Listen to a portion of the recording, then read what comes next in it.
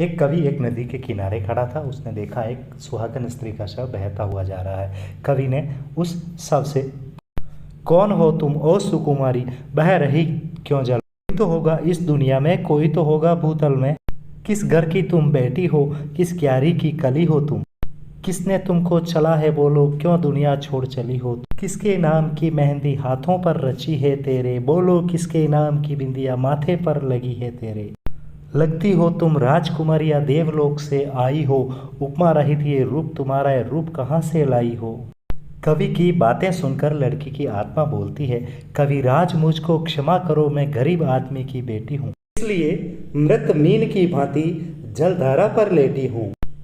रूप रंग और सुंदरता ही पहचान मेरी बताते हैं, कंगन चूड़ी बिंदी मेहंदी सुहागन मुझे बनाते हैं। पित के सुख को सुख समझा, पित के दुख में दुखी थी मैं।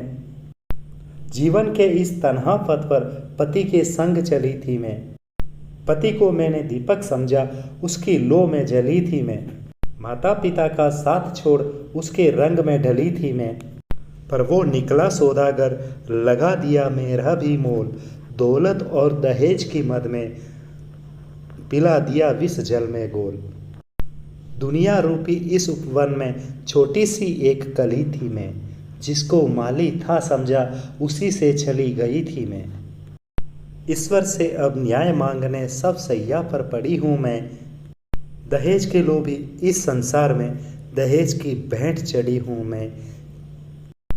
कविराज मुझको क्षमा करो, गरीब पिता की बेटी हूँ, इसीलिए मृतमीन की भांति जलधारा पर लेटी हूँ।